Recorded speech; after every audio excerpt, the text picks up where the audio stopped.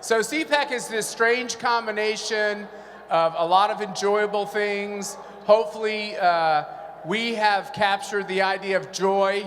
We like the idea that America is back on track, but then it gets very serious because, where we wandered for the last 4 years got our country, civilization, our allies in a lot of trouble. 2 wars on 2 continents because we projected weakness. But I think nothing hits it home more like yesterday meeting hostages who have been released recently from Gaza, their families who still have loved ones. Weakness is a very dangerous thing. We know what's behind that evil is this terrible regime in Iran. And for Mark Wallace, I'm nervous to have Mark Wallace here because he knows me better than maybe any other human being for the longest period of time. He was there when my first child was born, and then we went on to have like a lot of children. I hope I've been there for you at key times too, but it's a real honor for me, Mark, to be with you because your work is amazing. And your work is different from my work, but here's where it's similar. First of all, we have the same enemies. Enemies of America, enemies of decency. But we're also kind of getting to an age where we don't want to put up with this stuff anymore. And I watched you and your beautiful wife as you took me over to the 80th anniversary at Auschwitz, and to see your commitment to holding these extremists, terrorists accountable is amazing. So you've got great things to tell us today. Thank you, Matt. And after so many years, I've done so many things with you and your wonderful family. It's really great to be here. We go way back, and what you've done, uniting an incredible group of people across such a broad spectrum, is a testament to you and to CPAC, and to be on the stage with you, old friend, is a big honor. And it's old, you hear that? He called me very old. old friends. We go way back. But you're right, Matt. Today is a somber day because when I woke up and I saw the images of the pictures of those red-headed, beautiful babies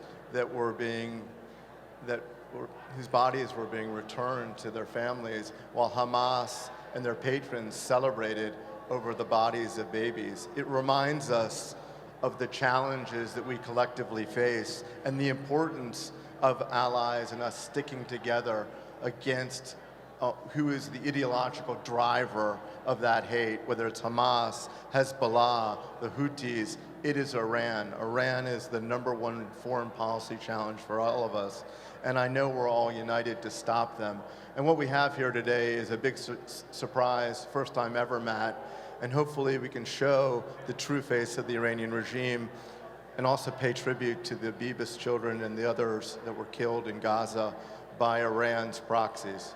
If you could hear our voices out here in the hub, the center, we've called this room so many different things. I never know what to call it. It's the center of the action. You're going to want to see what Mark and his team has brought here today, and with your great friends in the Polish government. Yes, I want to, the Polish delegation is here. I'd like to ask to stand, who are our great colleagues and allies. The Republic of Poland, the ambassador, the military attaches, and their delegation, please stand and to be acknowledged. And Matt, by the way, not only are they great allies and have they worked with us to fight Iran, but the highest percentage defense spenders in NATO at nearly 5%, even before President Trump said that. So they know what the obligation is to NATO, and we should celebrate our Polish friends. So thank you all for being here. Yeah, I know you honor us with your presence. Thank you.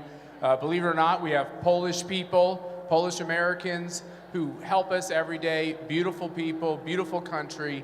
And I think the best part about it is we are working together to make sure that we have security in Europe, and part of that starts with actually spending money on defense.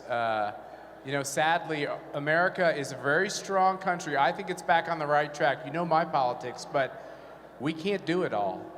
We need a lot of friends, and it's a dangerous world. Well, even in my my great talks with our friends, the Poles and other countries, they were at 4.7% higher than any other country. You got them to 5, probably. I've seen you browbeat. You were browbeating. No, they're good on this issue. Others, we need to do much more, and the president's right.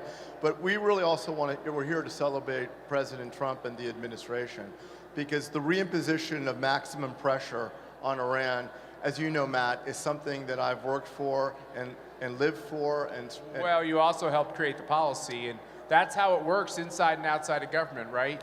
You have people on the outside that help you develop the policies that the people inside government can really implement. And I think the great thing is that I think they've done it with zest and gusto.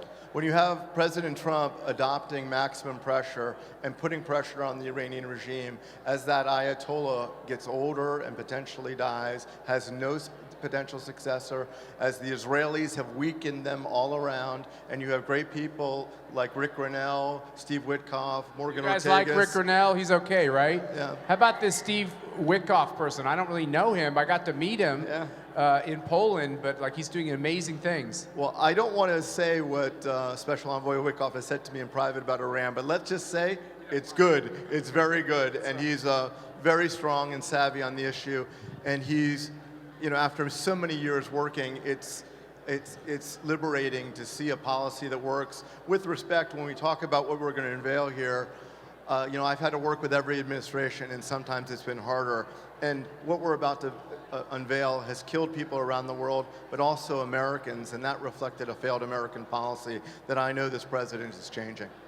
Well, you ready? Let's do it. How do we do this? I think we come up Are here. you guys ready to see this awful, terrible thing that our great friends brought to CPAC? Go to that side. All right, let's do this. Let's unveil it. Do I go in the front?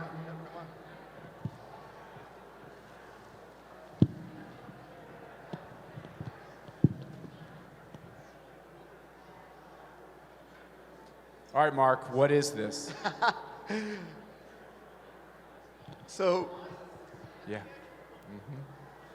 You all have never seen this, and this has never been made available anywhere publicly in the world. What you have in front of you is the most ubiquitous terror weapon of mass destruction in the world today. It is an Iranian Shahed 136 drone, and this is a drone that was used to target American forces in the Middle East over 170 times after the October 7th attacks, ultimately killing the wonderful service members at Tower 22. It's the drone that was used against our allies in the United Arab Emirates, launched against the Burj Khalifa. It's the drone that was used against the Saudi Arabia oil fields and to strike our Saudi allies. It's the drone that threatened shipping in the Red Sea by the Houthis, who launched these drones at cargo ships and our Navy vessels. And it's the drone that terrorizes Europe, and one was just launched at the Chernobyl nuclear plant the other day, and it was a drone like this, the Shahed 136 Iranian drone that was used to launch into Chernobyl to potentially spread nuclear fallout across Europe. It has terrorized Ukrainians, Americans, Israelis, Gulf Arabs, and others. When the Israelis were attacked by Iran from Iranian soil, this was the weapon system that was deployed to attack Israel. The citizens of over 80 countries, Matt, have been killed or wounded by this Iranian weapon system.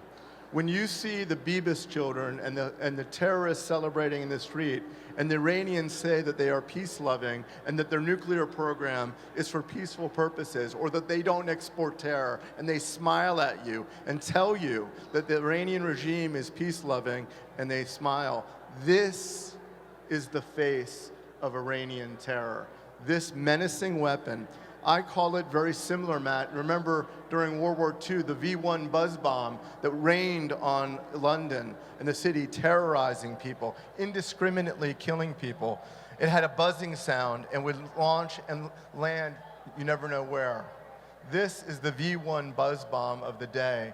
It sounds like a V1, and imagine 12 of these, 13, 14, 15, coming in at night, never knowing where it's going to hit, smashing into residential buildings, killing women, children, and innocents. all while Iran tries to deny it. They didn't want this to be shown because they don't want to own this. They've exported this terror weapon all around the world, and it's killed Americans. And on this day, as we remember the Bibas family, this is the ideology behind what killed the Bibas family. So while this is happening, this is kind of like the way it is at CPAC. While we're looking at this weapon of mass destruction, as you called it, Ambassador, on our stage right now, we have hostages and hostage families with my wife, and they're talking about what it's like to be the victims of terror. It's kind of a twofold thing, Mark. This is the blood, this is the death, this is the mayhem, but what the hostages are going through is the psychological torture that goes with it as well. Those are their two main weapons. And they'd like to paralyze us into thinking that we can pull back, that we can make a truce with the bad guys, that we can kind of like figure out a way forward. There's only one way to make them stop. You have to get them out of power. And it's deterrence, Matt. Look, I've worked with every administration because it's my job to fight the Iranians. During the last administration, we had no deterrence on Iran. There were over 170 attacks against American forces because our policy was if they killed Americans, we would respond. 3 service members had to die before we had any response, and that response was too weak. Right now, the president and his administration have made clear you don't kill Americans and get a response, but if you threaten or if you're provocative, you will face the consequences of American force and might, and that we will stay with our allies and we will defend freedom across the range of Iranian terror and activity. And that's the difference what President Trump has done when he's come back into office, Matt. Well, like I said, we thank you for your help, our friends from the Polish government. Thank you for being in this fight with it's a civilization against those that want to upend civilization. And I don't know what your plans are for this, Mark, but I think you got to take this around. You know, it's big and ugly and probably costs a lot to ship, but I think people need to see something that's relatively small, unfortunately relatively inexpensive. That's right. Yep. What does something like this cost? Well, that's what why this is so terrorizing, Matt. When you think about the V1 buzz bomb, it rained on London, it was chased by Spitfires or shot down by weapons. This black painted drone comes in dozens form, costs between $80,000 and maybe $130,000. $130,000, nothing. Right, nothing. How many could they have bought with the $150 billion that Biden let slip to the Iranians? Your math was always better than me, particularly when it came to money, you know. But let me tell you, we've shot this weapon system down on behalf of our allies with Patriot missile systems. That Patriot missile system costs millions of dollars. And to deploy a Patriot to shoot this down, Israel had to use F-16s and other fighter planes to track these weapon systems.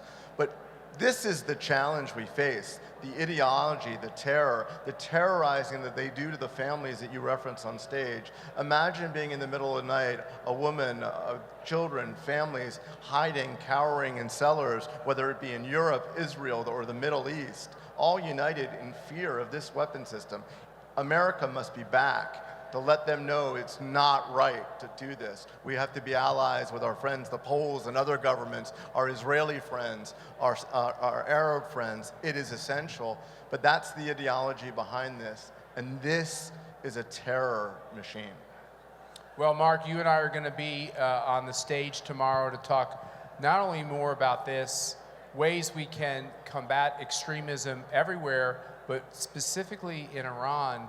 And you and I are going to get creative in ways that we can kind of torture this regime, maybe is the way to say it, outflank this regime, make them sweat. Wouldn't that be good?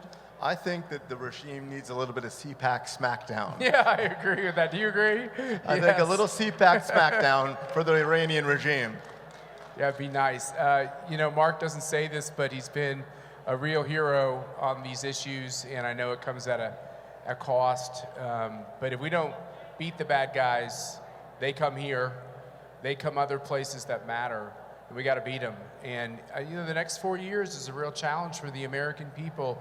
Do we have what it takes to really break the back of those folks that want to end civilization? I think we've got it. I think we can do it. It's going to take a lot of resolve.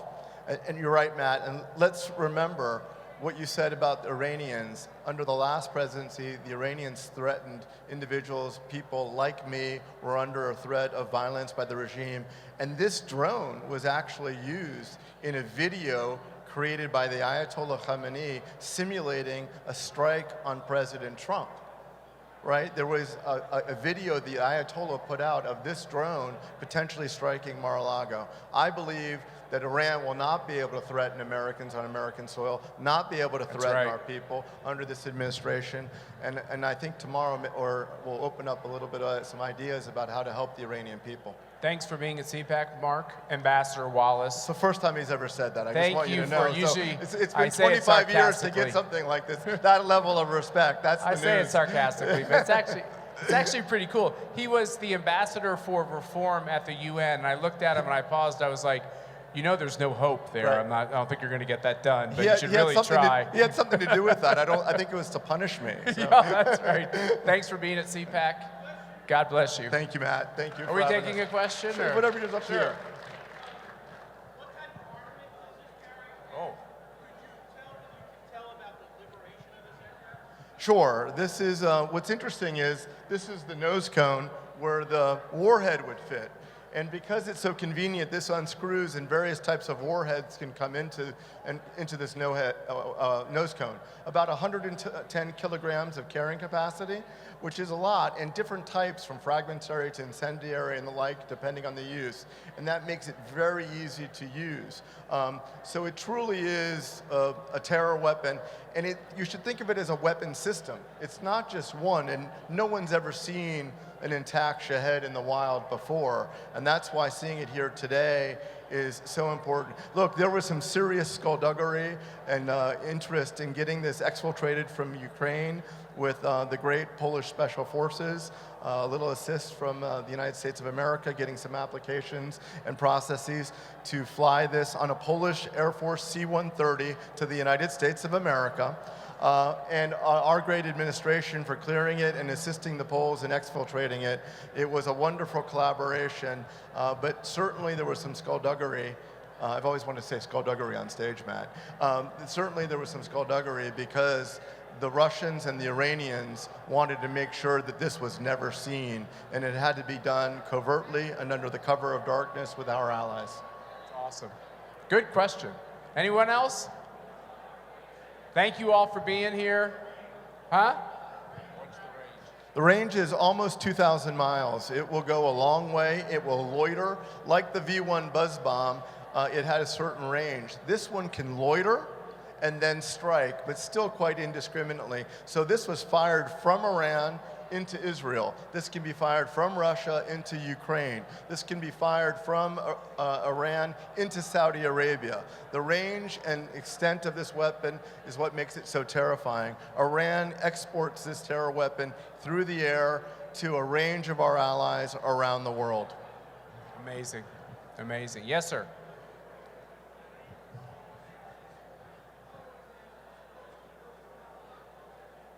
How was it supposed to go to Mar-a-Lago?